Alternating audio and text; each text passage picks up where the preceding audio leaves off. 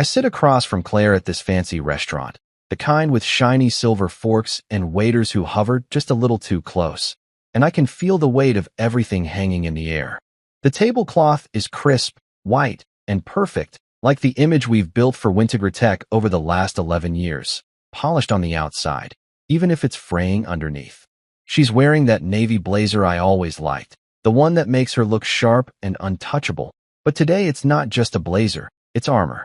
Her hands are folded in front of her, fingers tapping lightly, and I know that means she's nervous, even if her face doesn't show it. I take a sip of water, the ice clinking against the glass, and wait for her to say what I already suspect is coming.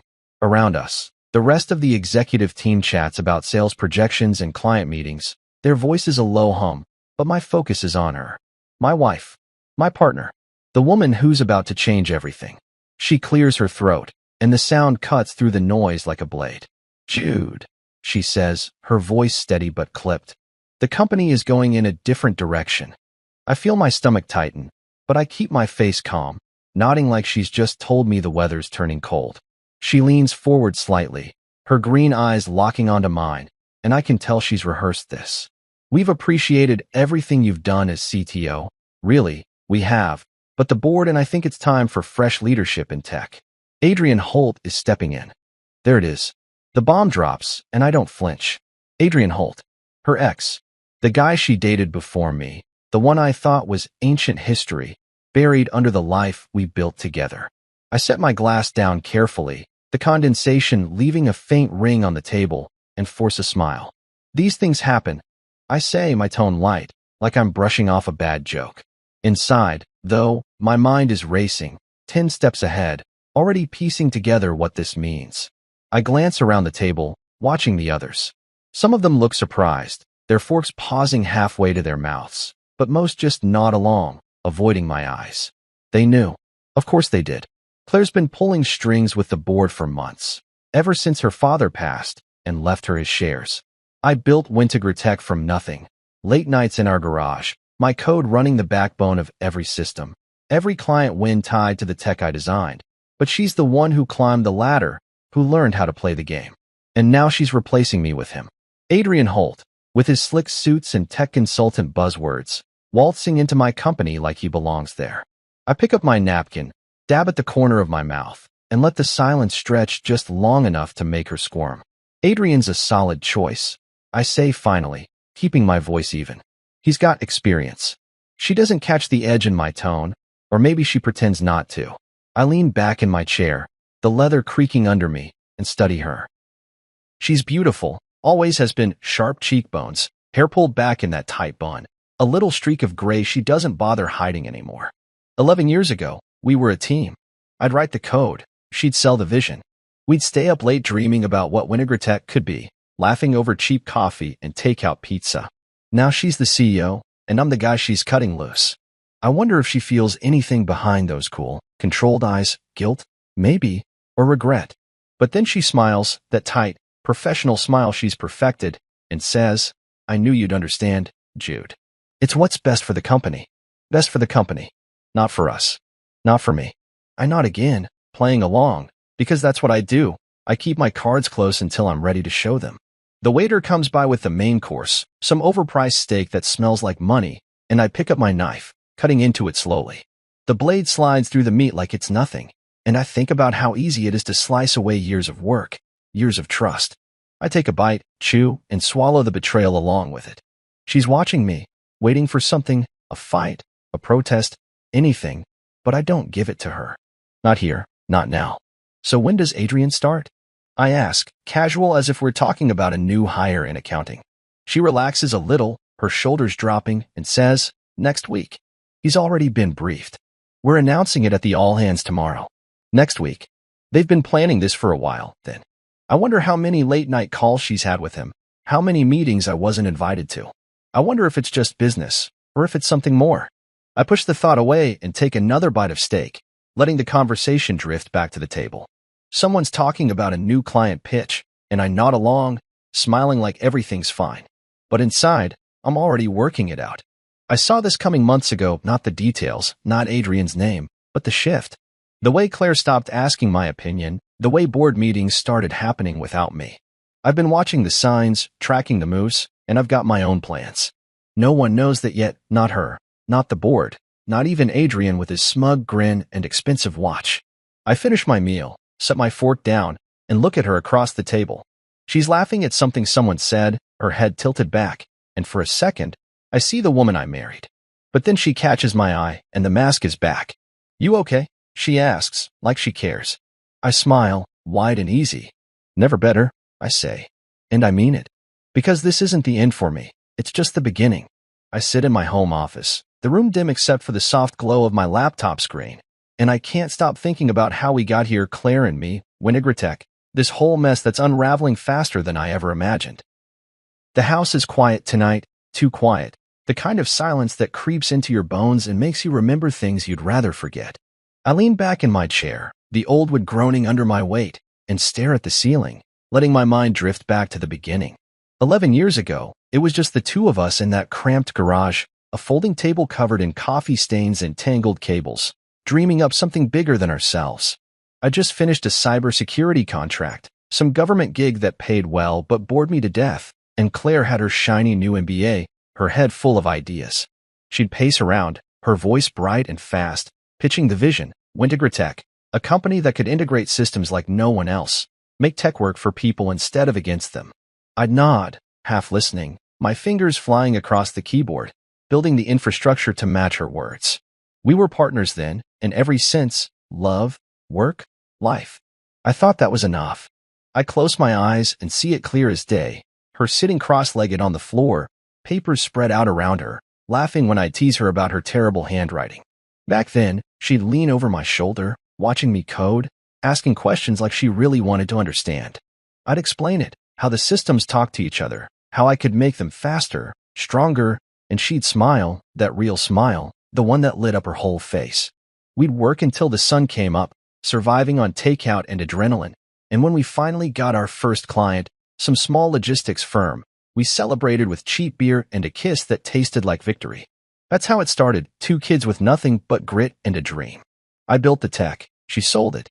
My code was the roots, her vision the branches, and together we grew something solid. Or so I thought. I open my eyes, and the memory fades, replaced by the cold reality of now, her at that restaurant table, telling me I'm out, replaced by Adrian Holt like I'm some outdated piece of hardware. I stand up, stretching my legs, and walk over to the window. Outside, the streetlights cast long shadows across the lawn, and I wonder when it all started to shift. Maybe it was after her father died. That was 4 years ago, and everything changed when he left her his stake in the company, partial ownership, enough to give her a voice with the board. She'd always been ambitious, but back in the garage days, it was our ambition, shared, equal. After the inheritance, though, she started spending more time in those sleek boardrooms, trading her jeans for suits, her coffee for wine. I didn't mind at first. I was busy keeping the systems running, scaling the tech as we landed bigger clients. She'd come home late, talking about politics and power plays, and I'd listen, nodding, thinking it was just part of growth. But somewhere along the way, love turned cold. She stopped asking about my day, stopped sitting with me while I worked. Our conversation shrank to logistics, schedules, bills, who'd pick up the dry cleaning. I told myself it was normal, that marriages ebb and flow, but deep down, I knew something was breaking.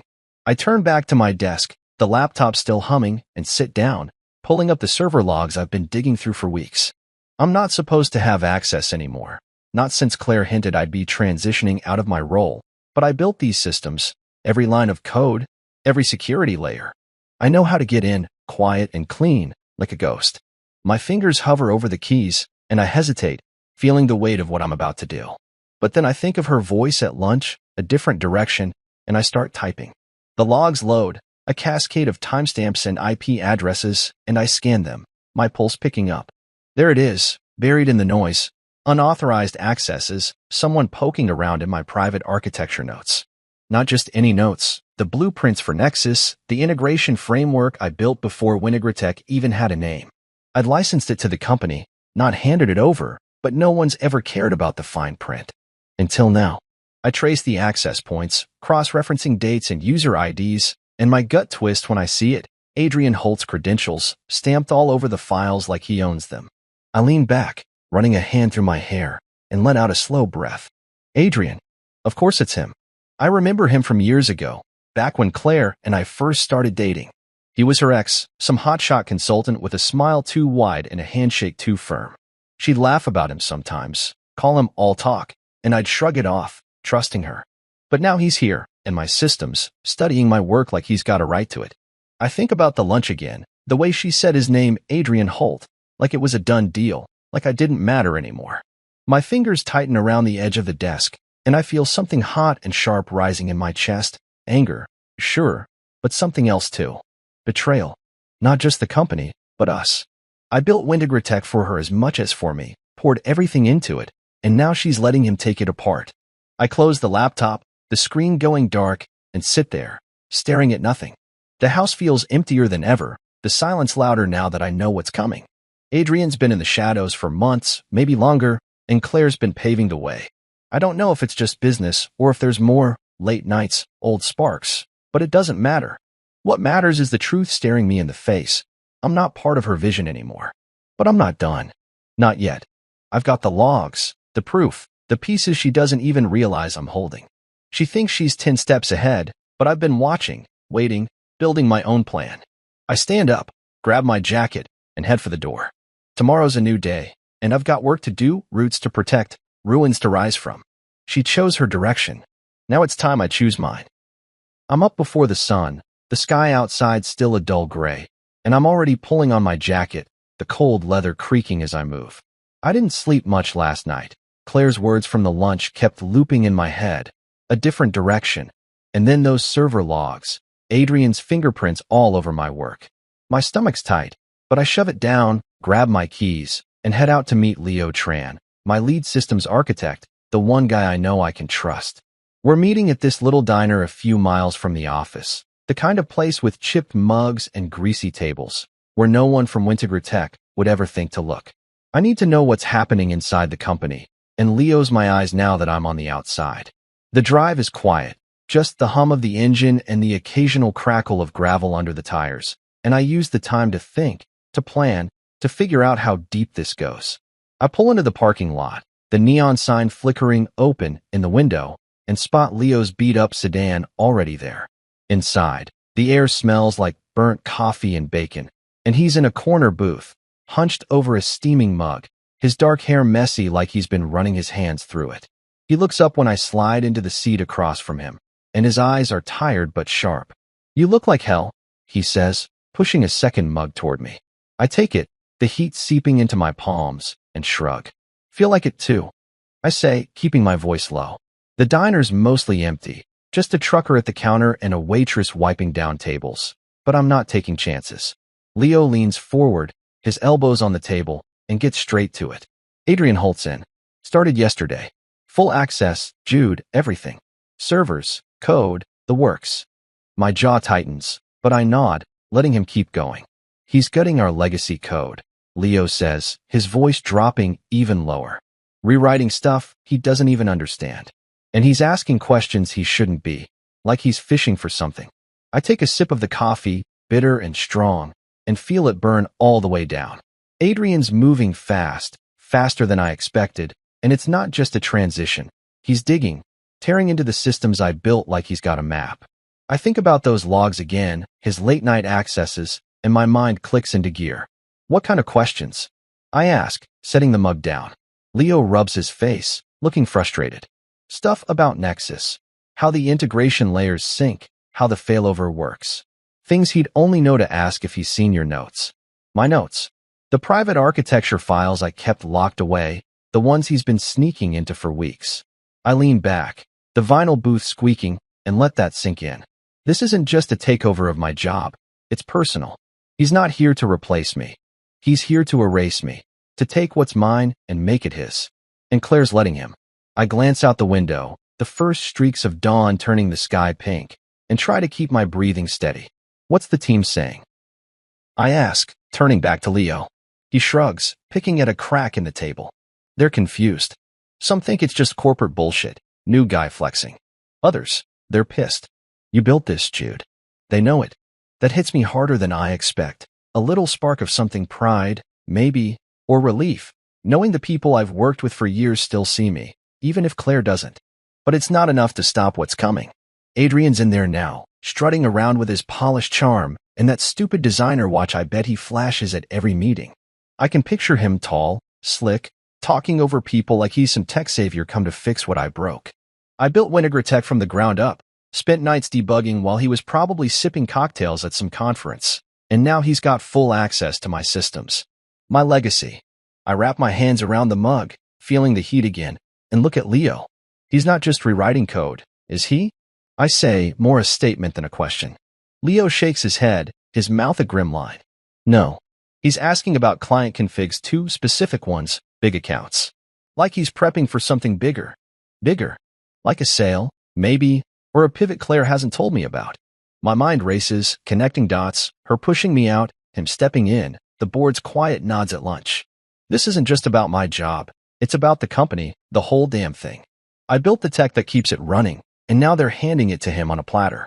I take another sip of coffee, letting the bitterness match the taste in my mouth, and decide right then. I'm not going quiet. Not yet.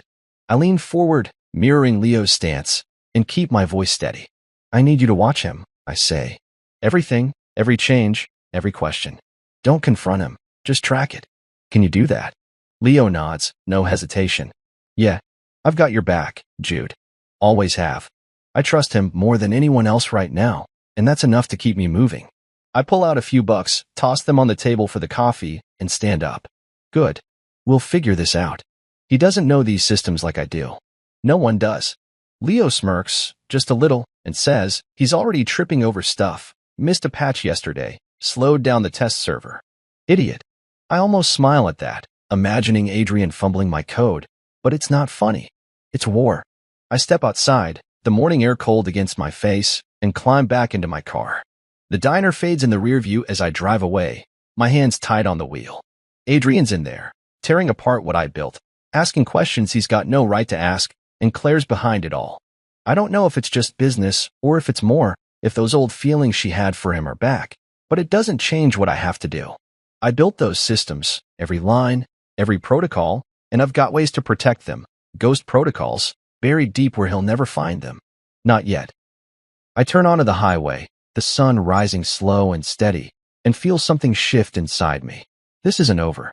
They think they've won, but I'm still here, still watching, still 10 steps ahead. I'm standing in the hallway outside HR, my tie loose and my hands shoved deep in my pockets, trying to look calmer than I feel. The office buzzes around me. Phones ringing, keyboards clacking, people rushing past with their coffee cups and fake smiles. But I'm focused, my mind sharp as I rehearse what I'm about to say. I've decided to play this straight, professional, no yelling or accusations, just facts. Adrian's in my systems, Claire's pushing me out, and I need leverage, something solid to hold on to. That something is Nexus, the integration framework I built before Wintegratech was even a spark in Claire's MBA brain. It's mine, always has been, and I've got proof. I take a deep breath, the air tasting like stale carpet and printer ink, and push open the door to Holly Dean's office. She's the HR rep, been here almost as long as me, and I'm hoping she'll listen. If not, I've got other moves, but this is step 1. Holly's behind her desk, her glasses perched on her nose, surrounded by stacks of folders and a half-dead plant she keeps forgetting to water. She looks up when I walk in, her face flickering with something, surprise, maybe, or pity, and motions for me to sit. Jude, she says, her voice soft but cautious. Didn't expect to see you today. I pull out the chair, the metal scraping the floor, and sit down, keeping my posture relaxed even though my pulse is hammering. Yeah, well, things are moving fast, I say, meeting her eyes. I need to talk about Nexus. She blinks, adjusts her glasses, and I can tell she's already bracing herself.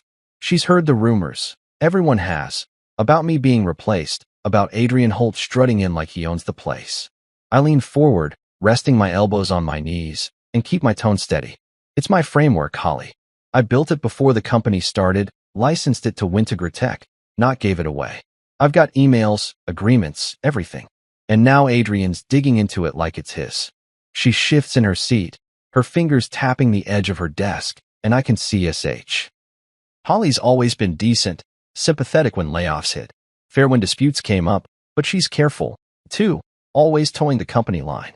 Jude, she starts, her voice dropping like she's breaking bad news. You know how this works. Anything built under the company umbrella is company property. That's the policy. I nod, letting her finish, but I'm ready for that. I pull a folded printout from my jacket, old emails from Claire, timestamped 12 years back, before we incorporated. I slide it across the desk, watching her eyes flick down to it. Read this, I say, keeping it simple. October 17th, before Winigratech existed. Claire thanking me for licensing Nexus to the project. She calls it, your IP, Holly? Mine, not the company's. Her fingers hesitate, then pick up the paper, her lips pressing into a thin line as she scans it. I've got more agreements buried in shared drives, drafts we signed when we were still figuring out the business, but this is enough to start. She sets the email down, her face tight, and I can tell she's stuck. This is complicated, she says, pushing her glasses up. I'd need to check with legal, Jude. You know I can't just... I cut her off, not rude, just firm. I'm not asking you to decide right now. I'm asking you to look at the facts. Adrian's in my private notes, my architecture, stuff you shouldn't even have access to. I've got server logs showing it, dates, times, his ID. This isn't about policy, it's about what's right. Her eyes widen a little at that, and I know I've got her attention. She's not dumb, she's seen the shift, the way Claire's been sidelining me, the way Adrian's waltzed in with full clearance overnight. I lean back, giving her space, and add, I just want what's mine, Holly. I'm not here to burn the place down. Not yet. Anyway, that's in my head, not my mouth. She sighs, rubbing her temple like this is the last thing she needs today, and I feel a pang of guilt for dragging her into it. But I don't have a choice. Okay, she says finally, her voice low. I'll pull the files, check the logs if you've got them. But Jude, you know this goes up the chain. Claire, the board, they'll fight it. I nod, already expecting that. Let them, I say, standing up. I've got receipts. She gives me a small, tired smile, and I know she's not on my side, not fully, but she's not against me either. That's enough for now. I turn to go, but pause at the door, looking back. Thanks, Holly. I mean it. She waves me off, already reaching for her phone, and I step back into the hallway, the noise of the office hitting me again like a wave. I head to my old desk, still mine until they officially kick me out, and boot up my laptop, my fingers moving fast. The server logs are still there, tucked away where Adrian's too sloppy to notice, and I pull them up, cross-referencing his accesses with the dates on those emails. There he is, late nights, weekends, digging into Nexus like it's a treasure map. My chest tightens, but I keep working, saving everything to a secure drive I've got stashed offline. This is my foundation, years of work, my code, my ideas, and they're trying to rip it out from under me. But there's a fault line here, a crack they don't see. Claire signed off on Nexus as my IP back when she trusted me, back when we were us. Adrian's got no claim, and the company's only got what I gave them. I close the laptop, my hands steady now, and grab my bag. Holly's right, they'll fight. But I've got the evidence, the leverage, the truth. I built this place, and I'm not letting them bury me without a fight. I walk out, the office fading behind me, and feel the weight lift just a little. The game's on now, Claire, Adrian, the board, and I'm not playing nice anymore. I've got my receipts, my logs, my line in the sand. They think they're tearing me down, but they're standing on my foundation, and I know where the fault lines are. Time to start pushing. I'm sitting in a small coffee shop across town, the kind with mismatched chairs and a chalkboard menu, waiting for Riley Dunn, the freelance IP lawyer I found through an old college buddy. The place smells like roasted beans and cinnamon, and I'm nursing a black coffee, the steam curling up in the cool air. My laptop's open in front of me, screen dimmed, showing the Nexus files I've been guarding like gold, proof it's mine, built 8 months before Winigratech was even a name. After Holly brushed me off with that company property line, I knew I needed someone sharper, someone who'd dig into the details and fight for me. Riley's late, but I'm patient, tapping my fingers on the table, my mind running through everything: Claire's cold stare at lunch, Adrian's smug takeover, the server logs I've got stashed. I'm rewriting the code here, not just the tech but the whole game, and Riley's my next move. The door jingles, and I look up as she walks in, short, dark hair, sharp eyes behind wire glasses, a leather bag slung over her shoulder. She spots me, nods, and slides into the seat across from me without wasting time. Jude Marlowe, she says, her voice quick and direct. I nod, pushing the coffee aside. Yeah, thanks for meeting me. She pulls out a notepad, flips it open, and gets straight to it. Tell me about this Nexus thing. You said it's yours. How solid's your claim? I like her already. No small talk, no fluff. I lean forward, keeping my voice low even though the shop's half empty, and start laying it out. I built it 12 years ago, before the company incorporated. Integration framework, automates system syncs, predicts failures. Licensed it to Winnegra Tech when we started, not gifted. I've got emails from my wife, Claire, the CEO, calling it my IP, plus drafts of the licensing deal we signed. Riley's pen moves fast, scribbling notes, and I keep going. Now her ex, Adrian Holt, is the new CTO, and he's in my private notes, rewriting my code like he owns it. She looks up, her eyes narrowing. Ex-boyfriend's the new CTO? That's messy. I shrug, a bitter smile tugging at my lips. Yeah, messy's one word for it. I pull up the emails on my laptop, turn it so she can see, and point to the dates October, 8 months before we filed the incorporation papers. This is the proof. My work, my ownership. They're acting like it's theirs, but they've got nothing formal saying I gave it up.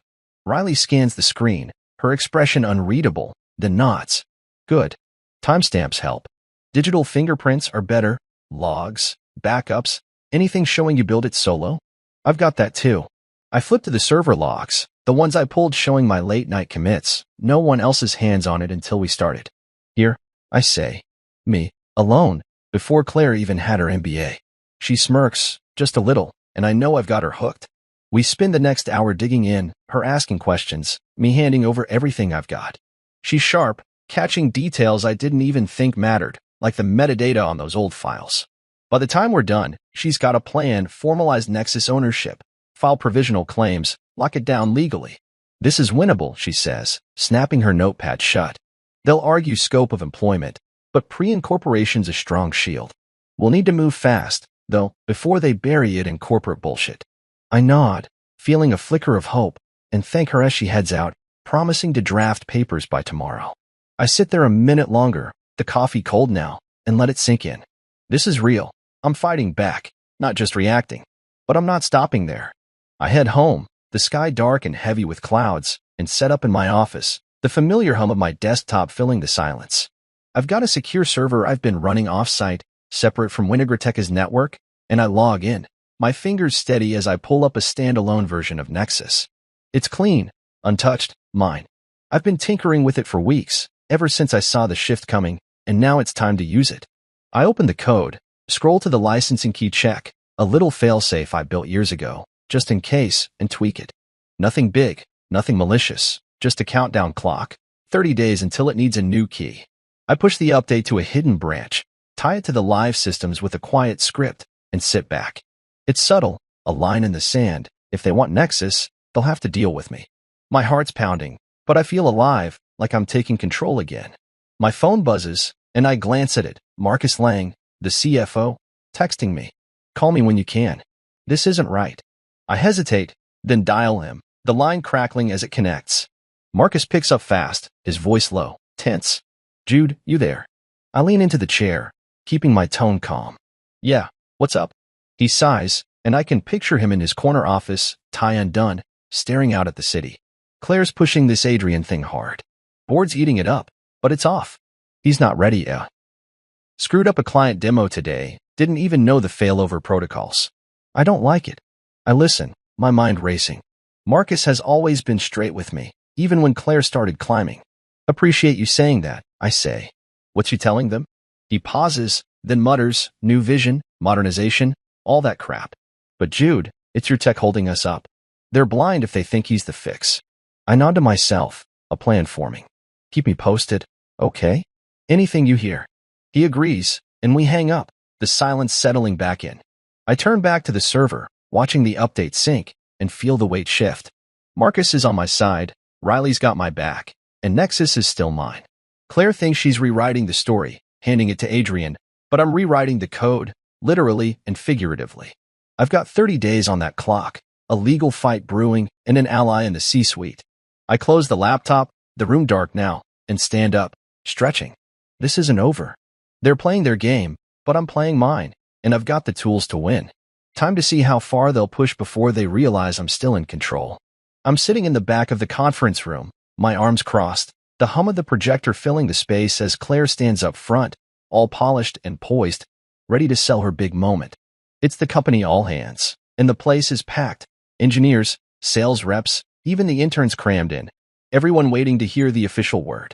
I've been dreading this, knowing it's coming, but I'm here anyway, watching, listening, keeping my face blank. The lights dim a little, and she steps into the glow of the screen, her navy blazer crisp, her smile tight but confident. "Good morning, everyone," she says, her voice cutting through the chatter. "I've got some exciting news. We're thrilled to announce Adrian Holt as our new Chief Technology Officer." The room shifts, some people clap, others murmur, and I feel eyes flick toward me, quick and awkward, before darting away. I don't move, don't react, just sit there, letting it roll over me like water off glass. She keeps going, her hands gesturing smooth and sure, laying it on thick. Adrian brings a fresh vision, a bold approach to modernizing our tech stack. We're entering a new era at Wintegratech, and he's the perfect leader to take us there. I almost laugh, but I swallow it, my throat tight. Fresh vision, bold approach. She's talking about my systems, my code, like there's some rusty old machine he's here to fix. I glance around, catching the faces of my team. Leo's in the third row, his jaw clenched, a couple others shifting in their seats, looking confused. They know the truth, even if Claire's spinning it pretty up there. Adrian's beside her now, standing tall in his tailored suit, that designer watch glinting under the lights. He nods, all charm, and takes the mic. "Thanks, Claire. I'm honored to step into this role. We've got big plans, streamlining, innovating, building on what's here." Building on what's here. My hands tighten into fists, but I keep them in my lap, hidden. He launches into his modernization pitch, slides clicking past, buzzwords like agile deployment and next-gen integration flashing up, stuff that sounds good but means nothing without the backbone I built. I watch him, my eyes narrow, waiting for the cracks to show. And they do, faster than I thought. He's talking about the production deployment schedule, waving his hand like it's no big deal, when someone, Leo, I think, pipes up from the crowd. "What about the overlap with the Q3 rollout? That's locked in already." Adrian blinks, caught off guard, and fumbles for a second. "Oh, right, we're adjusting that. Optimizing it. I know that schedule inside out. It's tight, critical, tied to 3 major clients, and he's got no clue."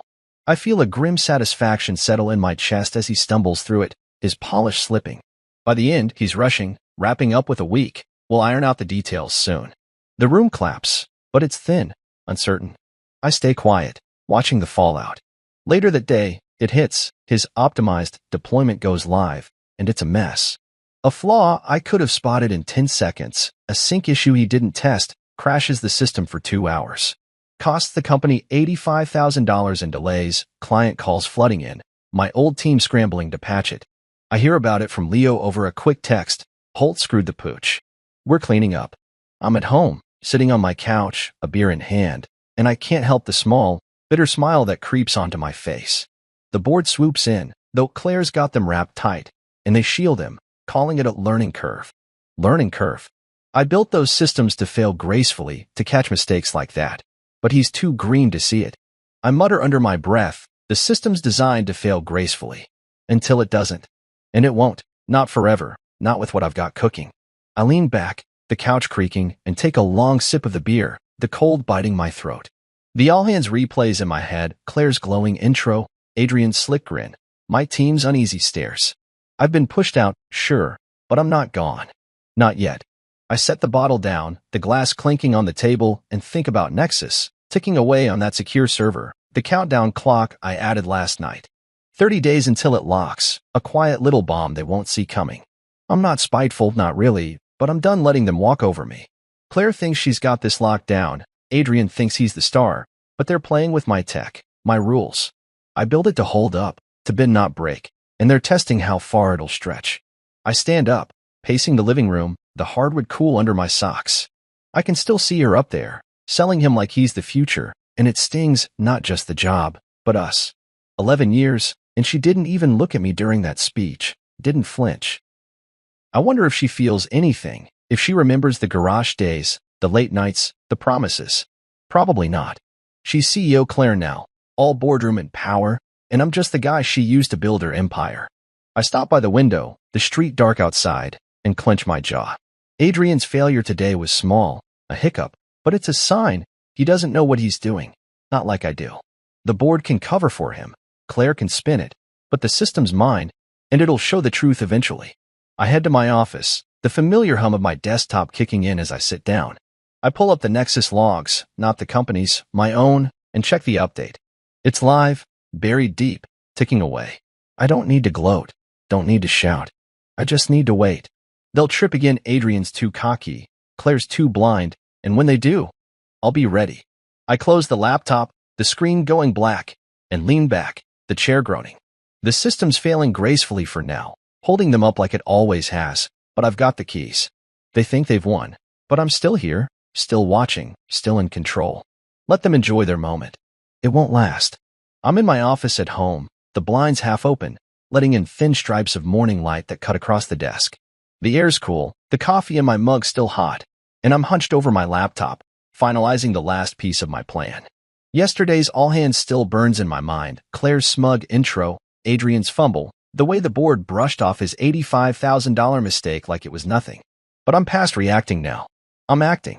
I've got Riley working the legal angle, locking down Nexus ownership, and today I'm filing provisional patents, 3 of them, covering the automated integration tools, the predictive failure matrix, and the adaptive interface. My fingers move fast across the keyboard, uploading the docs to the patent office site. Each click a small victory. This isn't just about protecting my work. It's about drawing a line they can't cross. I hit submit, lean back in my chair, and feel the tension in my shoulders ease just a little. Step 1's done. I stand up, stretching, the old floorboards creaking under me, and grab my phone to text Leo. Meet me at the usual spot. Noon. He replies quick, got it, and I know he's ready to help with the next part. I've been up since dawn, coding on my secure server, tweaking every live instance of Nexus with a quiet expiration date. It's not a virus, not a crash, just a lock, a 30-day timer tied to that licensing key I added. I sit back down, pull up the code, and double-check it. The script's clean, buried deep in the system where Adrian's too sloppy to look, and it's already syncing across Winagreteca's network. I watch the progress bar creep forward, my pulse steady but quick, and think about what this means. In 30 days, unless they come to me, the whole platform shuts down, gracefully, of course, like I designed it to. I'm not here to destroy. I'm here to negotiate. They want my tech. They'll pay for it, my way. The clock hits 11, and I head out, the drive to the diner familiar now, the road winding past strip malls and gas stations. Leo's already there when I pull up, sitting in our booth with a Coke and a plate of fries, his laptop open.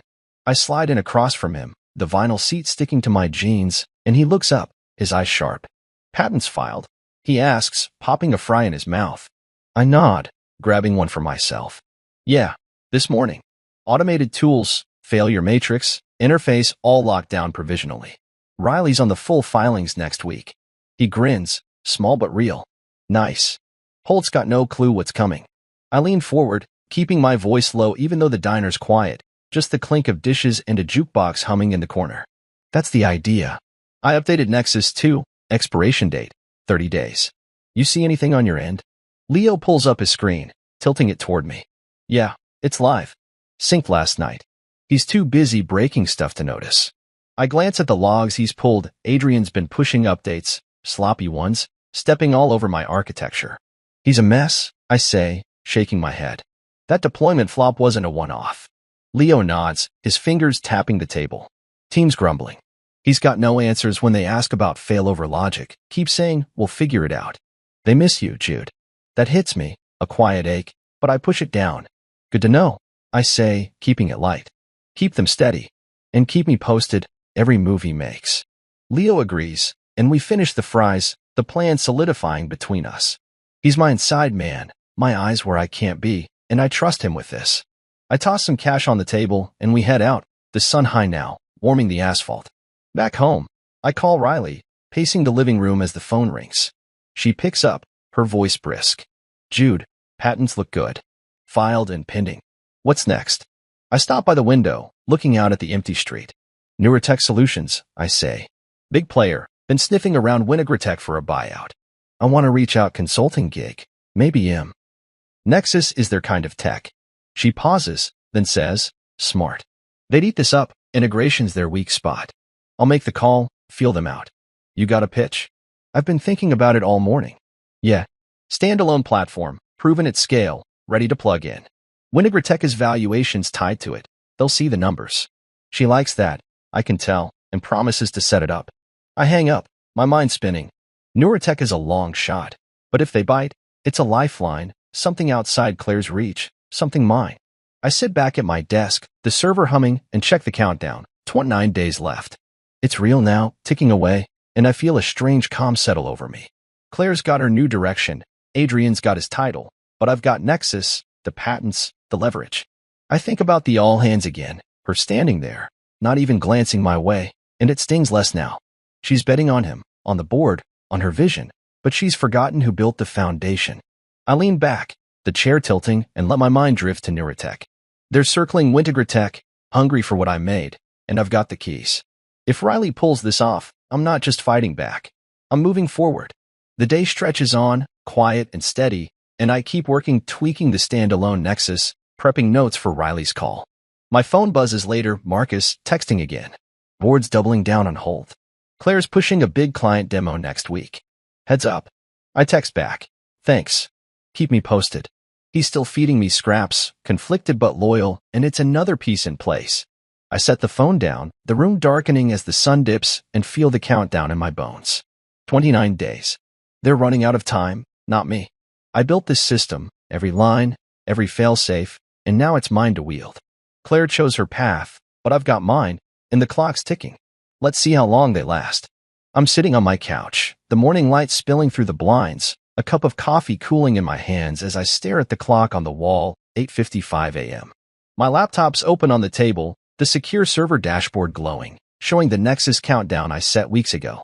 Today's the day, day zero, the moment that licensing key expires, the line I drew in the sand. I've been up since dawn, double-checking everything, making sure the lock's clean, not a crash but a shutdown, smooth and quiet like I planned. My pulse is steady, but there's a hum in my chest, a mix of nerves and something else, anticipation, maybe, or just the weight of knowing this is it. Claire and Adrian have had their run, thinking they could erase me, but now the system's mine again, and they're about to feel it. I take a sip of coffee, the bitterness sharp, and wait. At 9 a.m., it happens. I see the alert ping on my screen, a little red dot blinking as the key verification fails across Winagratech's network. I lean forward, watching the logs roll in, my fingers itching to dig deeper, but I hold back. This isn't about watching it burn, it's about watching them scramble. By 9:05, my phone buzzes, Leo, texting fast. Interface is down. For big clients freaking out. Chaos here. I can picture it, the office in a panic, engineers yelling, Adrian's smug face going pale. I text back, keep me posted. Stay calm. He sends a thumbs up, and I set the phone down, letting the silence settle around me. 5 minutes later, another update, operations halted company-wide, systems frozen, no one knowing why. I smile, just a little, and mutter to myself, right on time. The system's failing gracefully, like I built it to, but they don't have the key. I do. The phone rings at 9:25, and I don't need to look to know it's Claire. I let it ring twice, keeping my breathing even, then pick up. Jude, she snaps, her voice tight with fury. What the hell did you do? I lean back, cradling the phone against my shoulder, and keep my tone cool, like we're talking about the weather. Nothing, I say. The license expired. I told you Nexus was mine, emails, agreements, all of it. Guess no one renewed it. There's a pause, a sharp intake of breath, and I can almost see her in her office, pacing, her blazer creased for once. This is sabotage, she says, lower now, dangerous. You're tanking the company. I shake my head, even though she can't see it. Not sabotage. Business. I'm happy to discuss renewal, recognition, compensation, a gag order, so this stays quiet. Your call. She doesn't answer right away, and I hear muffled voices, probably Adrian, flailing, or some lawyer scrambling. We'll fix this without you, she finally says, but it's weak, and I know she's bluffing.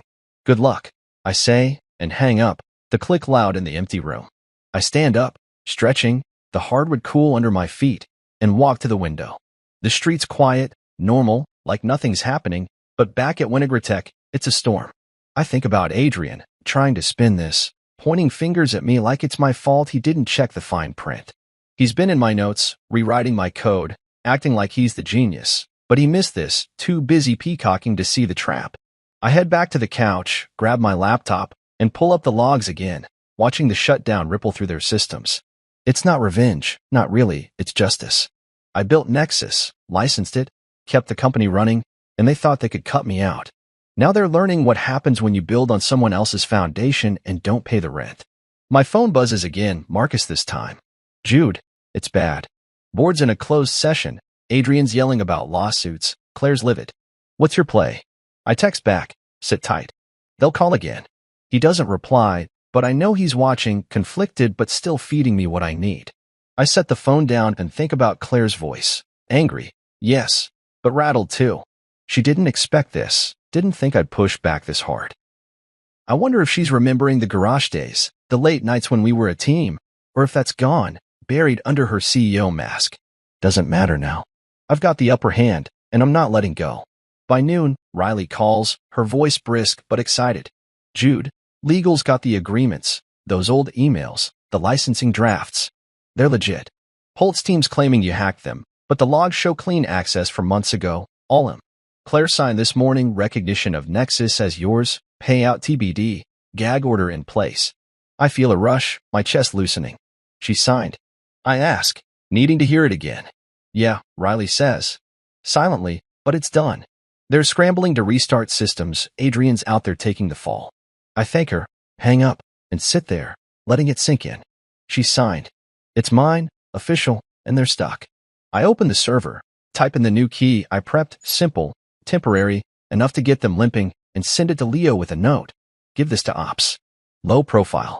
He texts back, on it, and I know it's over. They've got their lifeline, but the damage is done. I lean back, the couch creaking, and close my eyes. Day 0, 9 a.m. the lock hit. 9:05 the client screamed. 9:20 the company froze, and now, just past noon, I've won.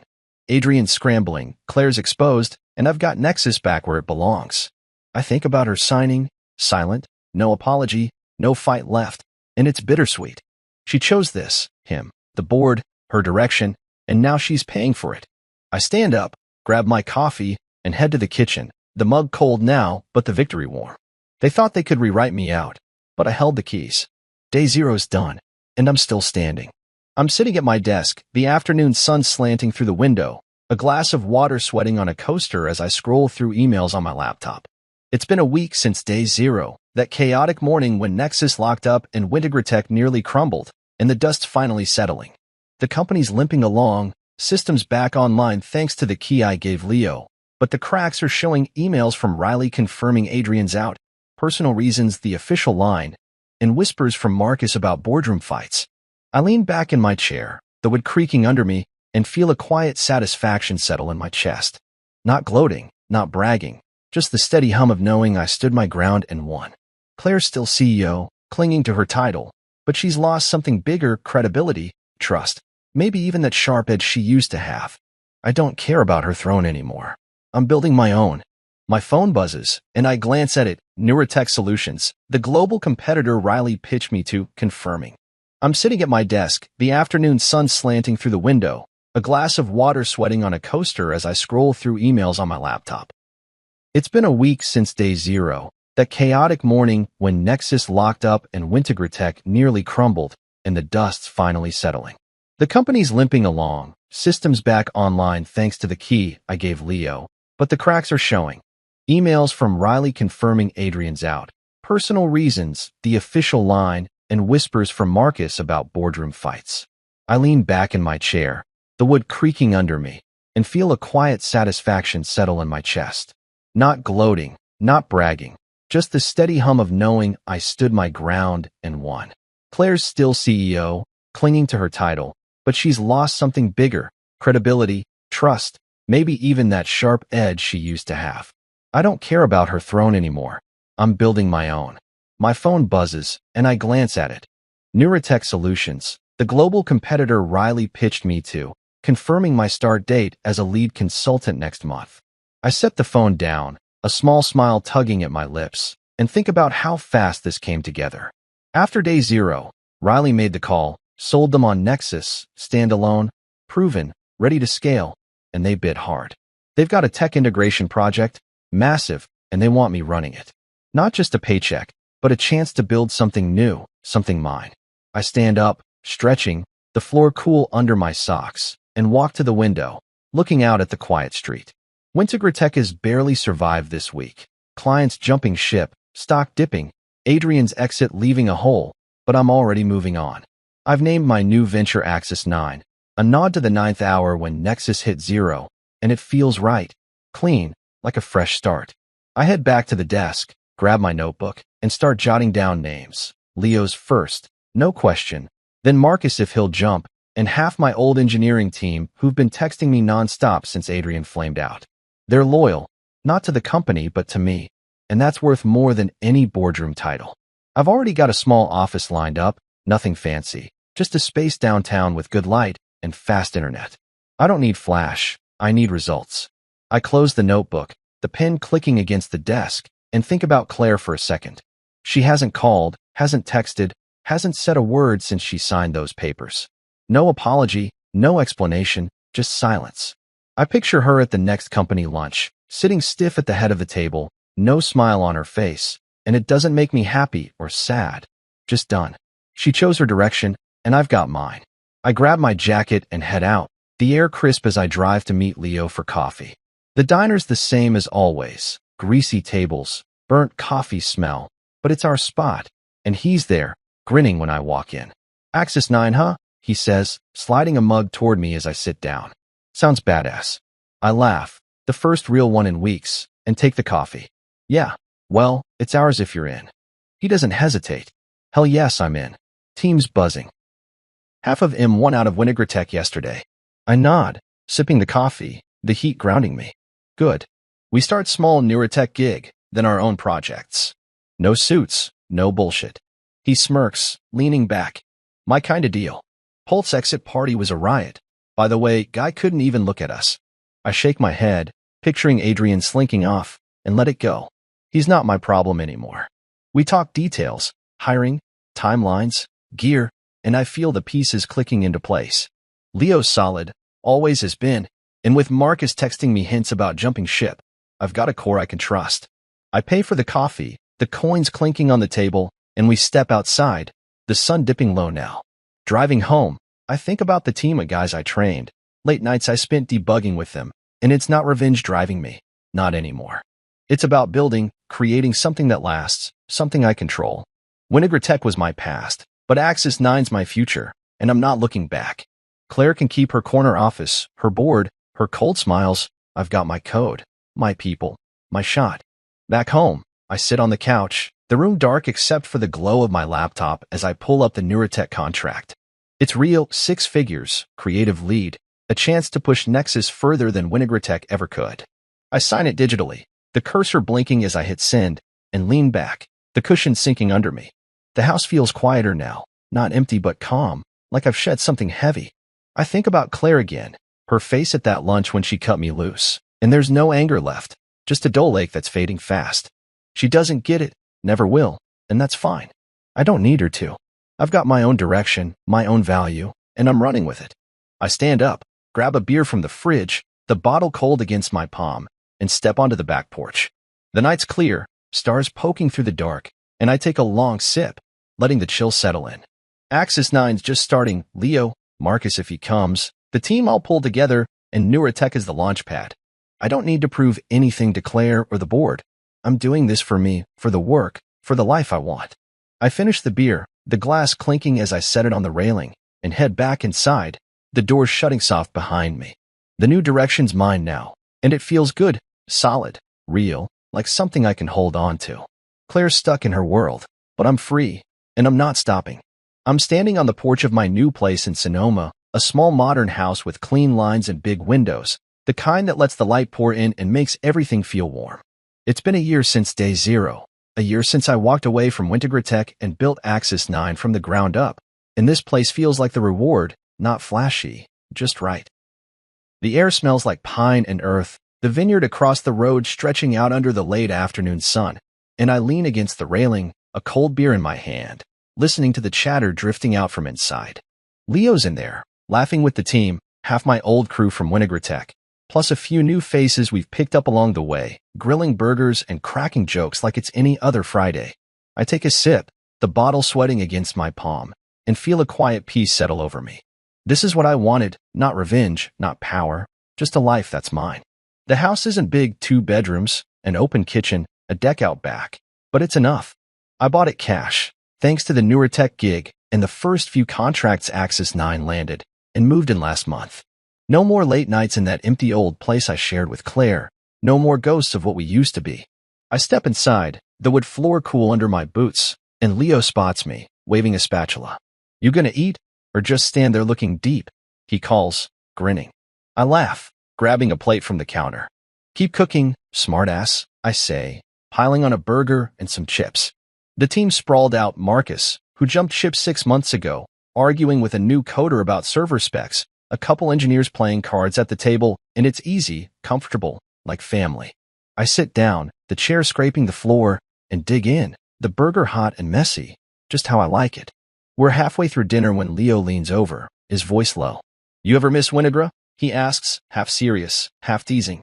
I chew, thinking about it. The old office flashing in my mind, late nights, coffee runs, the hum of servers I knew like my own heartbeat.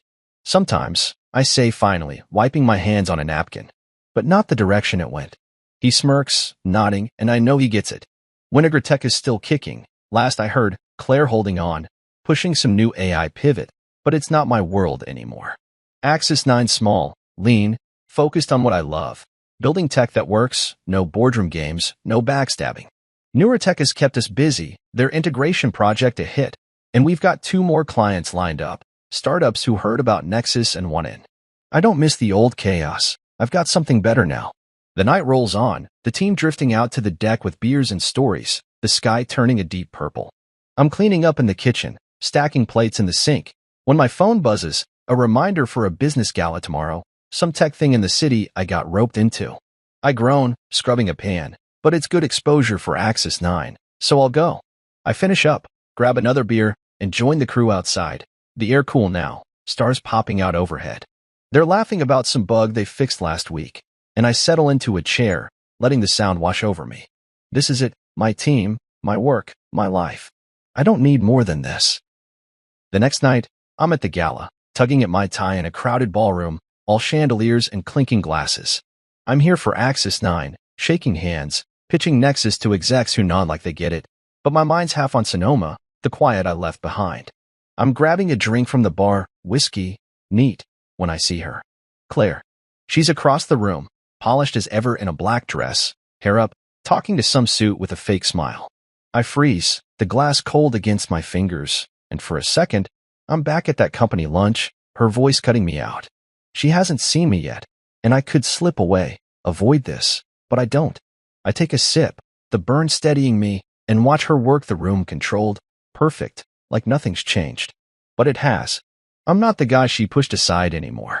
She turns, her eyes catching mine, and there's a flicker surprise, maybe, or something deeper.